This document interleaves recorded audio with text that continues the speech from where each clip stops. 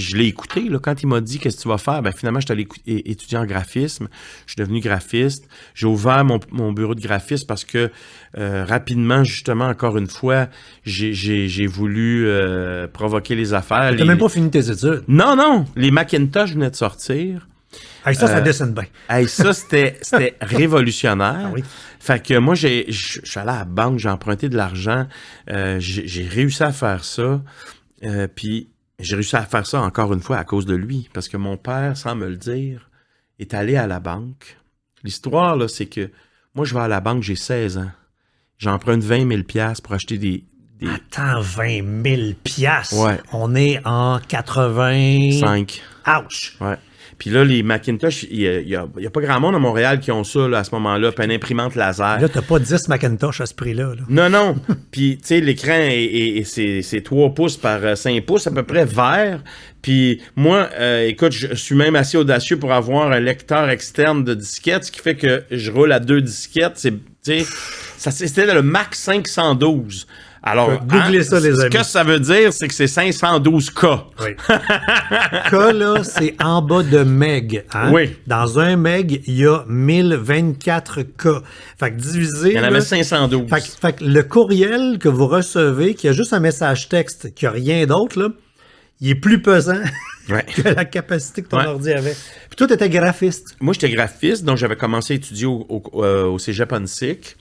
Puis finalement, donc, je m'en vais à la banque, je présente mon affaire. Mon père était bien découragé de tout ça. Il m'avait dit, Marc, t'as 16 ans, là, 20 000 $ là. Mais il dit ça à toi, mais dans ton dos, il s'en va à la banque. Maudit père. Hein? Moi, je rentre à la banque, je présente mon affaire, je ressors de la banque. Mon père, il est sur le coin de l'église, il voit l'entrée de la banque d'épargne. Même la banque n'existe plus.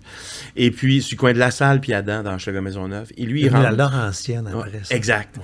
Et lui, il rentre dans la banque, il demande à rencontrer la personne que j'ai rencontrée, il dit « Je suis un gagne petit, j'ai pas grand-chose, mais j'ai un peu d'économie. Je vais l'aider s'il faut qu'il soit endossé, mais je veux pas qu'il sache. Je veux qu'il pense qu'on a eu confiance en lui. » Ce qui fait que moi, je reçois un appel 3 jours plus tard me disant « Je suis accepté. » Monsieur Marc, bravo, on croit en votre projet. Là, est-ce que vous pouvez passer signer? Oui, mais je ne sais pas si mon père... Non, on n'a pas besoin d'endosseur, parce que mon père m'avait dit, oui, je vais t'aider, Marco, tu sais.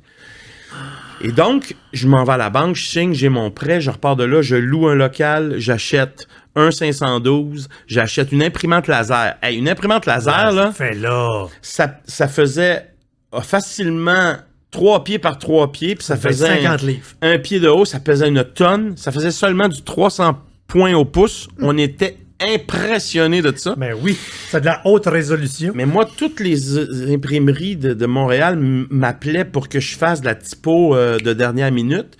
J'écrivais la phrase parce que les autres avaient un problème, mettons une faute d'orthographe dans un livre. Là. Bon, ben, moi, je réécrivais la phrase. Je passais ça dans la cireuse. Je collais ça, je mettais ça dans un taxi, j'envoyais ça. Je veux dire, je faisais 110 heures. Là, les plus jeunes, pourquoi dans un taxi? Oui, mais c'est parce qu'à l'époque, il n'y avait pas Internet. Non. Fait que si on voulait se livrer de quoi, moi, je me rappelle, ça s'appelait des zip drives. C'était l'ancêtre des disquettes, mais à gros format. Ouais. Tu mettais ça, puis là, du monde en bicycle au centre-ville qui se promène. Puis là, vite, là, faut envoyer à cassette. Ouais. T'envoyais à cassette. Ah ouais. C'était ça, tu sais. Fait que moi, j'ai fait ça. Puis là, ben mon père, comme on racontait tantôt, qui était mis à la porte, ou en tout cas à la retraite, forcé à la retraite, j'ai dit, c'est une excellente nouvelle, viens-t'en travailler avec moi. Fait que mon père travaillait avec moi au bureau de graphisme. Puis ça n'a pas duré longtemps, malheureusement, parce que mon père, d'anxiété, a fait des infarctus, puis est décédé. Les hommes de cette génération-là... Ouais. Après leur retraite, il était fini. Volontaire ou fort. Il était brûlé puis il mourait 2, 3, 4 ans après. La phrase qu'il a dit tellement souvent dans la cuisine, là, parce que ma mère travaillait à l'extérieur, il voyait maman partir le matin et il disait, ça le fendait le cœur. Lui, il disait, c'est ça, moi je suis fini. Je suis fini. Ouais. Ça, là, c'est les mots là, de mon père. Je comprends. Et là donc, lui, il est à la maison, j'ai dit, viens travailler avec moi. Mon père fait toutes les livraisons, fait le contact avec les gens. Écoute, ça marche super bien. On est donc au début de l'été. Et puis, le 30 décembre, en fait, le 30 novembre, il rentrait à l'hôpital, puis il est décédé le 30 décembre, l'avant-veille du jour de l'an. Et donc, ça s'est arrêté rapidement. Mais 3 ans plus tard, Moi, je suis allé donner... J'avais pris ce prêt-là de 20 000 $ sur 10 ans. Mais 3 ans plus tard, je m'en vais faire... Clairer la dette. Clairer la dette. Je suis au comptoir de la banque d'épargne et je signe et la fille me dit, je vais aller faire des photocopies, je reviens. Parfait. Pendant qu'elle est partie à côté, je me mets à feuilleter le document qui est... Et tu découvres et je l'endossement. vois la signature de mon père. Mais je peux pas lui dire merci. Parce que mon père, il est mort. Oui, mais il n'y avait pas besoin de ce merci-là. Ouais. Et là, tu sais, je repars de là. Je dis, je vais passer par chez ma mère. Je m'en vais chez ma mère. Je lui dis, hey, maman, j'ai fini le prêt sur 3 ans au lieu de 10 ans. Bravo, Marco.